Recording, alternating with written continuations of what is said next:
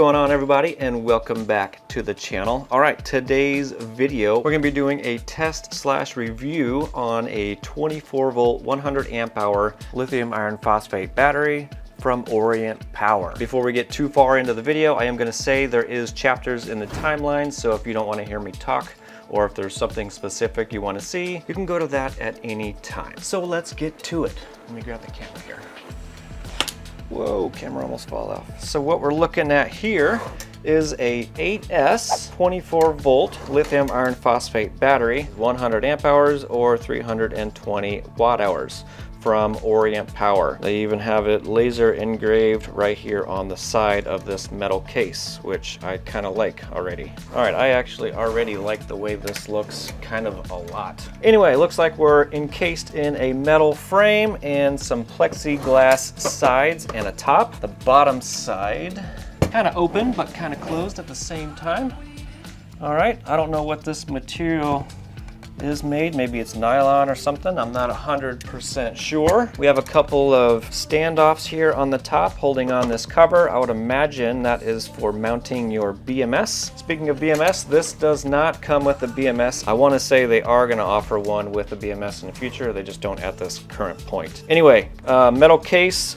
I'm going to say that's probably stainless steel. The handle is steel.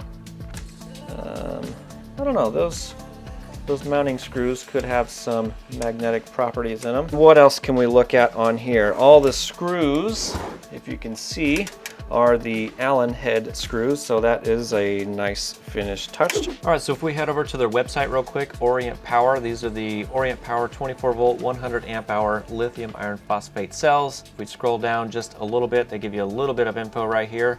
Long life cycle of 8,000 cycles. We'll check the spec sheet to see exactly what the DOD is on that. 3-year warranty. They're saying it's suitable for solar, e-bike, scooters, you know, backup power, etc. Discharge rate of 200 amps or 2C. That's just the max discharge rate, and the fast charge rate is 100 amps. Voltage range is 18 to 29.2. Easy to carry with the handles that are on the side. It's 42 pounds, so it's fairly lightweight. Dimensions are 6 by 10 by 11.4 inches. This particular battery is $949. There is a way to get these cheaper if we just go over to the 12 volt battery, because they do offer those.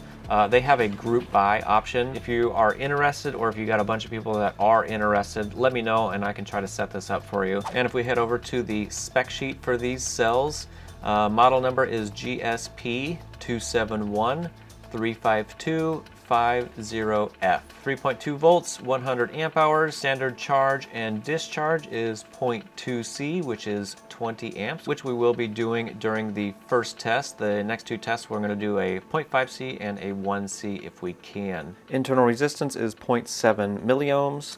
8,000 cycles at 30%. Normally we reference the 80% mark, which is down here on this right here. So 80% is 3,000 cycles. And here's a few other graphs. One I would be interested is the discharge rate. So we're going to be doing 0.2, 0.5, and a 1C. It looks like the 0.1C is just shy of 100 amp hours, but we'll find out. I guess what we'll do first is at least take off the cover so we can do some voltage testing and internal resistance checking. We'll pull it apart and take a look at the cells, put it back together, etc. All right, so let's do that. So these standoffs up here on the top are made out of brass. Plexiglass cover, and that's what the top of the battery looks like without the cover. I know it looks hugely different. The voltage of the entire pack, whenever it shows up, is 26.32 volts. I think before we do all the voltage testing, I'm going to pull off the nuts and the bus bars so we get an accurate reading on everything. These are a 13 millimeter. And they're on there pretty darn good. So if you're doing this, which you're probably going to have to anyway, so you can mount your BMS, obviously be careful, don't drop anything metal. And before I get too far into this, I am going to mark this so I can put it back together how it came. All right, those are all marked 1 through 8. This is like that surgery game when you're a kid. All right, the bus bars that come on here are made out of brass. And if you're curious, they measure, they're roughly 3 millimeters thick, 0.118 inches. dropped it. All right, we're going to be using a YR1030 to do internal resistance and voltage of each cell. Now again, keep in mind these are not full charge, so this is not going to be 100% accurate, but it'll give us a good idea. Hello there, this is future Average Joe. So whenever I did this test the first time, I had my settings wrong on the little tester here.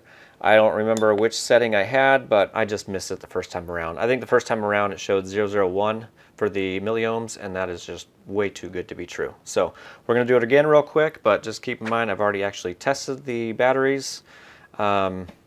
Yeah, the settings we're going to be using on here is ZR and Auto. And I'll just read them off since I don't know how well you'll be able to see that. All right, so cell number 1, let me zero it out real quick. I'm going to go down to the face down here and not to the terminals because that's where your connection is actually going to be.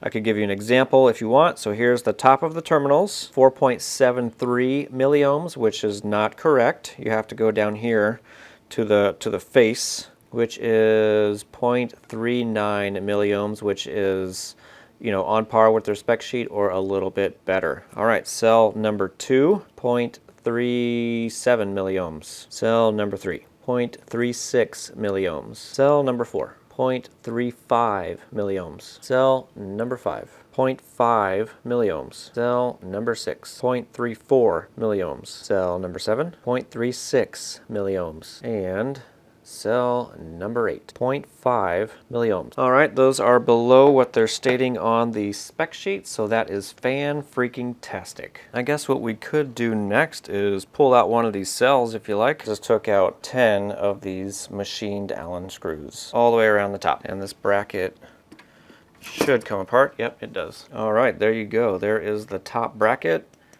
I mean, it sounds like metal, but I don't think it's metal. It has to be some sort of phenolic or something. I'm not 100% sure, but it is machined to precision. Nice.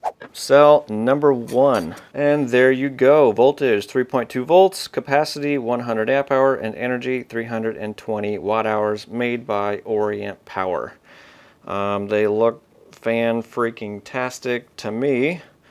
Of course, I love batteries, so, you know, whatever. All right, top side. Negative is marked with the negative symbol, and it's got a white surround or insulator or whatever you want to call it. Positive side is marked, and it has the black insulator around it. Pressure relief port right in the center. And I just noticed, if I can get the angle right here, there is a QR code, which was basically underneath that bracket. If I remember, I'll try to look that up, but I don't see, you know, any dents or anything like that. There's no bulging, nothing like that. Set the cell down, it's pretty flat, super flat. Yeah, I don't know, I don't see anything wrong here.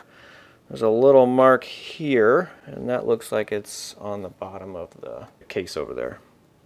All right, so cells look, you know, great, fine to me. Another thing why I wanted to pull these out real quick is not only can you get these in a 24 volt battery, but you can get them in 12 volt batteries as well. So they've got the 12 volt cases, which are pretty much identical to the 24 volt. Super, super nice cases, if you ask me. I don't know, do you mean to put one of these together real quick? I'll put one together real quick. Give me 1 second. All right, there you go. That's what a 12 volt battery would look like. I'm not putting the screws back in or anything like that, but it looks pretty nice. It looks pretty damn awesome, actually. I like it. I like it a lot. All right, enough of that. Let me put these back in there so we can continue to do what we were doing. Let me pull one of these back out if you want the measurements. Cell only, not including the terminals, is pretty much like 9 7/8. If I include the top of the terminal, 10.5 inches long, 5 5/16 wide, about 1 inch thick. All right. The case, including the handles on the side, are 10 1/4 to 10 3/8. Height is 11 3/8 tall. We're gonna go with 6 inches wide, which would include the Allen screws that will go in, you know, the holes. All right, so those are the measurements. All right, I'm gonna throw this back together real quick and give me 1 second. All right, those are back together. I'm gonna throw the bus bars on it real quick, and then I'm going to throw a BMS on here. The BMS I'm going to put on here is a JDB or JBD. I can't remember which way it goes. It's a 8S 100 amp lithium iron phosphate BMS. I am going to do that off camera so I don't waste too much of your time. If for some reason you guys don't know how to install a BMS, put a comment down in the comment section. I can do a whole video on that only, if you like, at least on this battery. Anyway, let me throw the BMS on here. I will recharge it real quick with the inverter that we're going to be using for the discharge test, and then we will get the testing started. All right, just a short time later, I have the BMS installed. Basically, we're coming off the negative side here, goes through the BMS, and then here is our negative terminal. From there, we go into our inverter. This is a 24 volt all-in-one solar inverter that I got off of AliExpress a few months ago. I haven't used it yet, so we're gonna try it out, you know, with this test. What I change inside the BMS is the high and low cutoffs. High cutoff is 3.65 volts, low cutoff is 2.5 volts. I also changed the amp hour to 100 amp hours to match the batteries right here. And that's basically how we're going to track everything, is through the BMS, since I don't have just an external shunt on anything. I do have the temperature sensors. I got one taped right over there to the edge of that cell, and I have the other one just kind of shoved underneath, and you can see it right there. It's just kind of close to that terminal. Bluetooth does go to my phone. The only thing I'm going to do is transfer this app over to the iPad. The part that sucks about that is I don't have a screen recording software for there, so I have this little tiny camera I'm going to put on a time lapse pointing at the screen. It's going to be a little crappy, but that's what we're working with. I've got an outlet right here, and then I also have a little outlet strip plugged in as well. First test, we're going to be using some light bulbs. I'm going to have 3 150 watt light bulbs and a 100 watt light bulb, and that's going to give us roughly 20 amps discharge, or a 0.2 C. After that, I'll recharge them back up, and then we will discharge at 0.5 C or close to that with this heater right over here. After we do that, I'll recharge it, and we'll do one more test at 1 C discharge, and we'll be using both heaters. And all the cells are pretty close in balance. Everything is 3.59, 3.57, etc. Alrighty, we're gonna start the test right now. Let me turn on the lights and then I'll unplug the inverter. Time now is 8:42 p.m. All right, here we go.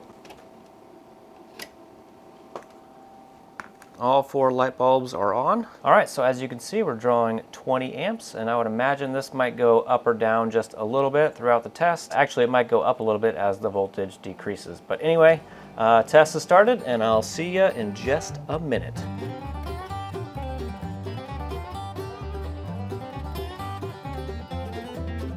All right, test number 1 with 20 amp discharge, or 0.2 C discharge. We ended up with 102.91 amp hours, so not too bad.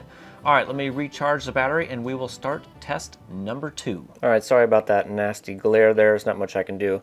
Anyway, we're 100% state of charge. We're sitting at 28.97 volts. Each cell is sitting roughly 3.5 to 3.6 volts. So we're pretty much full charge. We're gonna go ahead and start the next test. And we're gonna be using one of the heaters, and this will be like a 0.5 C discharge rate. So let me go ahead and turn it on. All right, so now we're discharging at 54 to 55 amps, and that might vary just a little bit. So this, I guess, would be a 0.55 C.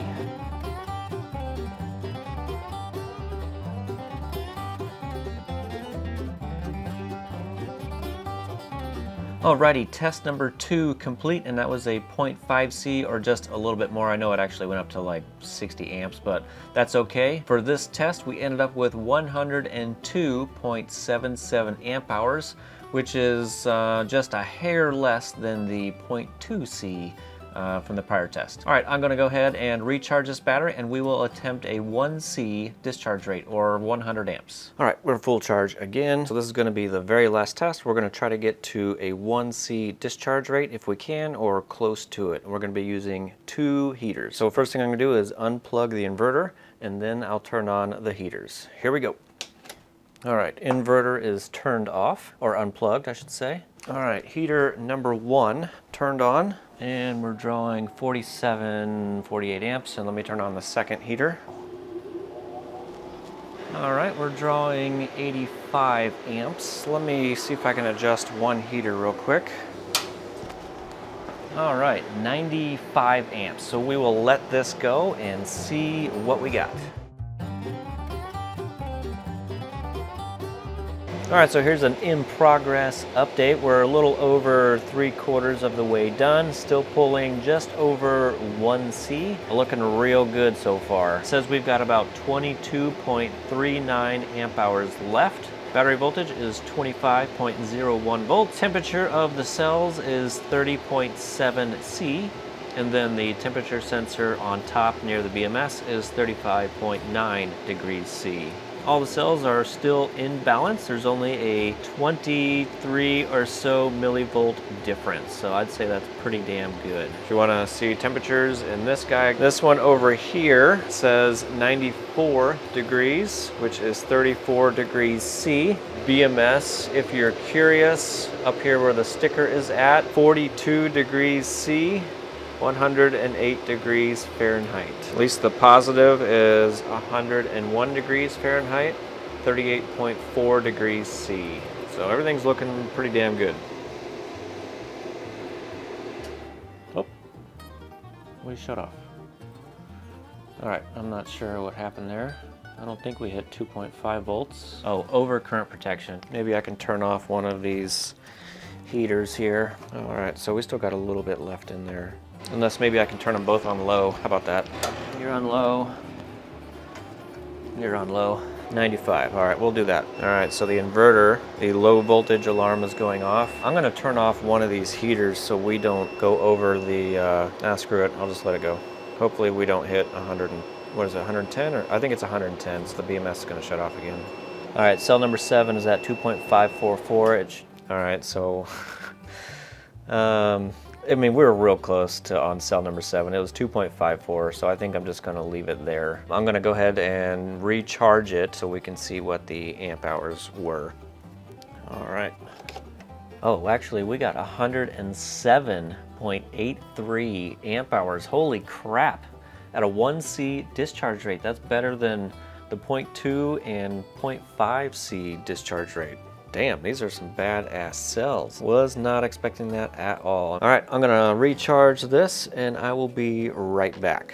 Alrighty, there you go, all 3 tests complete. So the 0.2C discharge, or they're close to it, it kind of goes up a little bit as the voltage goes down. Anyway, that one was 102.91, which is a little over than what they're stating of 100 amp hours. Then we moved to the 0.5C, which was also 102.77 amp hours. Again, a little over what they're saying. However, the 1C discharge, which kind of blew my mind just a little bit, ended up being 107.83 amp hours, which is freaking amazing. Typically, whenever you do a 1C discharge, you actually do get less, but this one we obviously got more. Again, I try to show everything that I do, so there's no lies or anything like that. All the cells stayed in balance pretty much all the way down. I think number 7 was the weaker cell. The biggest delta I think I saw was around 30 millivolts, which is still nothing. Now, temperatures during the 1C discharge, I don't think were too bad. It was basically the temperature of your body. I mean, that's nothing at all. And of course, the internal resistance was a little better than what their spec sheet said, which I think was 0.7.